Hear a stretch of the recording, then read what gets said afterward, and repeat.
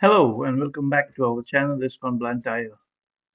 We are discussing currently from the book On the Way to Krishna, the first chapter, Throughway to Krishna or Throughway to Happiness. Let's continue reading from where we left off yesterday.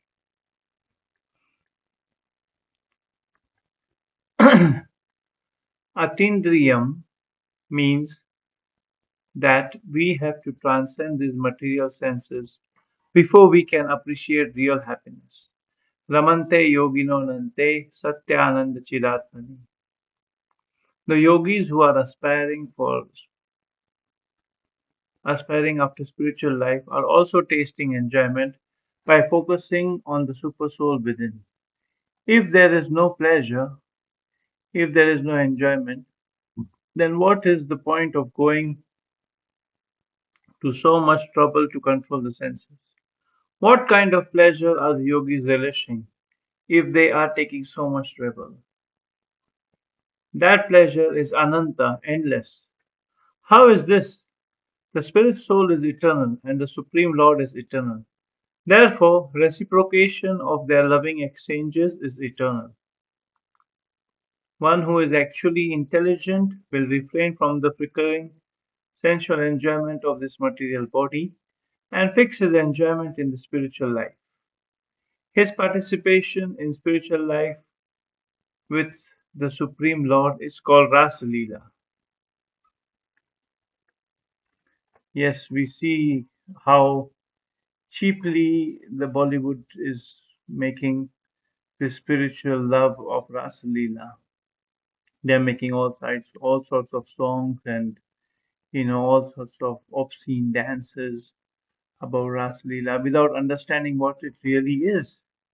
The yogis are, you know, getting into the Ras Leela as Prabhupada has explained here by meditating on the Supreme, because the Supreme Spirit, the Lord Himself, and we as the Spirit soul, like how we saw in the previous talk, how Prabhupada is trying to explain to us that we are the spiritual beings. So, spiritual beings with the supreme spiritual being, when they merge together, that is Ras Leela, that is eternal enjoyment. Not this flickering enjoyment that we go through every day, where it is just on the basis of senses and which comes to an end. Every happiness comes to an end. But in the spiritual world, nothing comes to an end because the Lord is eternal and we are eternal. So when the eternal merges with eternal in service, serving the supreme whole, that's when the real happiness comes into being. Let's continue reading ahead.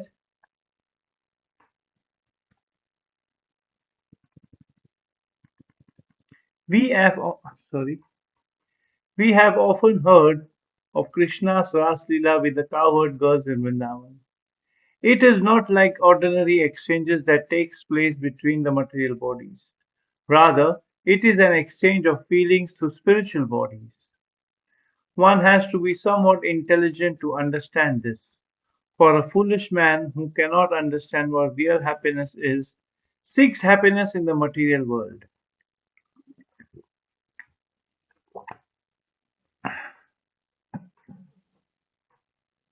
In India, there is a story of a man who did not know what sugarcane was and was told that it is very sweet to chew. "Oh, what does it look like?" he asked. "It looks just like a bamboo rod," someone said. So the foolish man began to chew all kinds of bamboo rods. How can he begin to experience the sweetness of sugarcane? Similarly, we are trying to get happiness and pleasure, but we are trying for them by chewing this material body. Therefore, there is no happiness and no pleasure. For the time being, there may be some little feeling of pleasure, but that is not actual pleasure, for it is temporary. It is like a show of lightning, which may be seen flashing in the sky. That may momentarily seem like a lightning, but the real thing is beyond that, because a person does not really know what happiness is. He deviates from real happiness. It is so funny how Prabhupada always gives live examples of we can relate to. Like Prabhupada is saying that people generally misunderstand the Ras Leela of the Supreme Lord, like how I just mentioned, how Bollywood is making fun of it, and it's like they even made a song a few years ago. If the Lord does it or if somebody does it, it's Ras Leela, but when I do, it's my character Leela, which means I have bad character. So they're comparing Lord Krishna's supreme Ras Leela, the exchange of pure love on spiritual level, to their mundane sex life. So that is the problem. And Prabhupada gives an apt example of how someone did not know what sugarcane is. And then he was said it looks like a bamboo rod and it's sweet to chew. So he started chewing all types of bamboo, trying to extract sweetness and understand what the sugarcane is. But the fact is, if you don't know, if you have never tasted sugarcane, you will go on chewing bamboo because it looks similar, but it does not taste similar. And the only thing you'll get is problem with your mouth, toothache, headache, because bamboo is very hard to chew, and especially when it dries off, it's very, very hard. So then that's the problem with the material world. They do not understand what the Lord is or who the Lord is and how the Lord is. The Lord is Supreme Spirit and we are a part of Him, and therefore we being giving loving service to Him, we will receive happiness. They don't understand what real happiness is. They try to, look for flickering happiness here and there in sex, in intellectual, pursuits, but it really doesn't satisfy the heart because the heart is where the spirit soul sits, and the spirit soul needs to be connected to the Supreme Spirit to be happy. Let's go ahead and see what Prabhupada is mentioning more.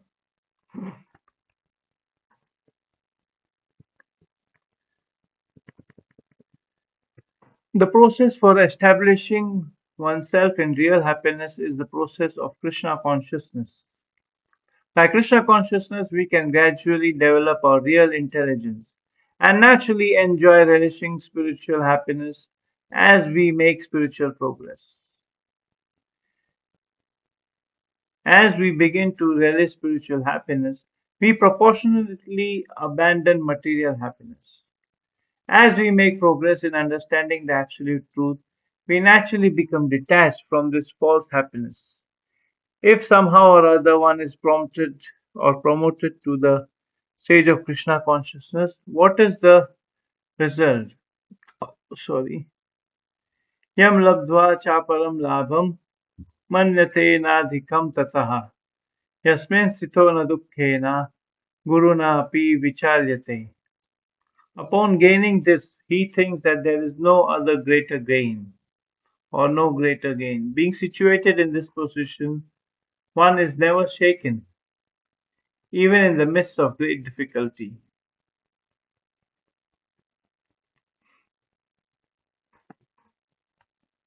Yes, there is nothing much to explain here. Yes, it's a simple language translation of the verse, which says that once one attains that spiritual happiness, one does not look back. One is always satisfied. So when one is satisfied, you will not look for more, flickering pleasure that the world might give or the world might offer, because one is satiated. When one is not satiated, one is not satisfied, he keeps on looking for happiness. Okay, if I do this, I'll get more happiness. If I do that, I might get more happiness. But one who is fully satisfied, he is not looking for further happiness. He is happy, he is content in loving the Lord, and Lord is also very much loving his devotee back. Let's go ahead and see what Prabhupada mentions more in the book. When one attains that stage, that that stage means that stage of spiritual happiness, other achievements appear insignificant. In this material world, we are trying to achieve so many things. riches, woman, fame, beauty, knowledge, etc. But as soon as we are situated in Krishna consciousness, we think, oh, no achievement is better than this. Krishna consciousness is so potent that a little taste can save one from the greatest danger. As one begins to relish the taste of Krishna consciousness, he begins to see other so called enjoyments and attainments as flat and tasteless. And if one is situated firmly in Krishna consciousness, the greatest danger cannot disturb him. There are so many dangers in life because the material world is a place of danger. We tend to close our eyes to this, and because we are foolish, we try to adjust to these dangers. We may have dangerous moments in our lives. Sorry, we may have many dangerous moments in our life. But if we are training ourselves in Krishna consciousness and preparing ourselves to go back home, back to Godhead, we will not care for them. Our attitude will be dangers come and go, so let them happen. It is very difficult to make this kind of adjustment as long as one is on the materialistic platform and is identifying with gross body, which is composed of perishable elements. But the more one advances in Krishna consciousness, the more he becomes free from bodily designations and material entanglements. Yes, we are seeing here how Prabhupada is mentioning the same thing that I highlighted when one is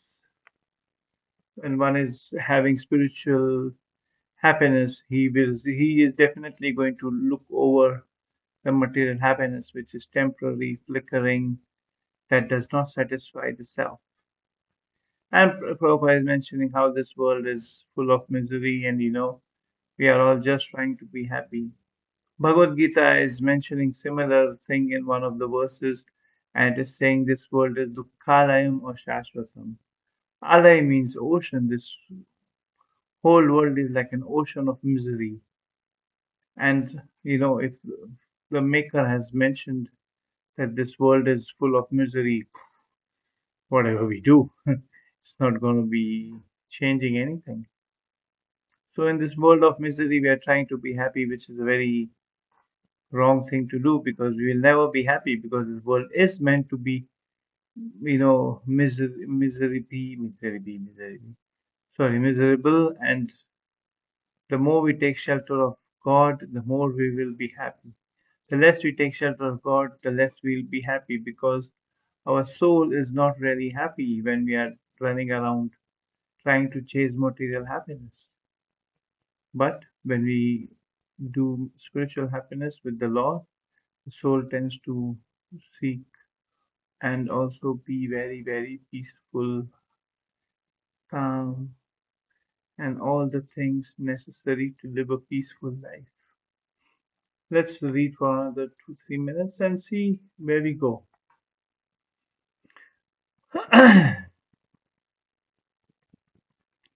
In the Srimad Bhagavatam, the material world is compared to an ocean.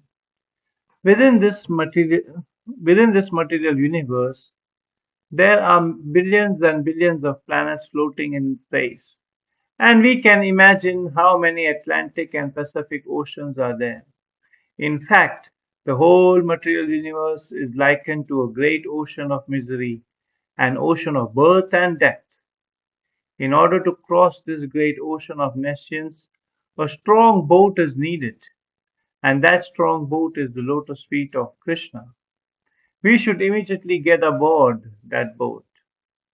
We should not hesitate, thinking that Krishna's feet are very small. The whole universe is simply resting on his leg. For those who take shelter of his feet, it is said that material universe is no more significant than a puddle of water in the impression of a calf's hoofprint. There is certainly no difficulty in crossing such a small puddle. Tam vidya dukha samyoga, yogam yoga samyatam. This is indeed, this indeed is actual freedom from all miseries arriving from material contact. Yes, we are seeing, Prabhupada is mentioning here, that we should take shelter of the Lord's lotus feet, which is like the boat in this ocean of mercy, ocean of suffering. Just now I mentioned that this world is known as Dukhalayam. Alay is ocean, ocean of misery.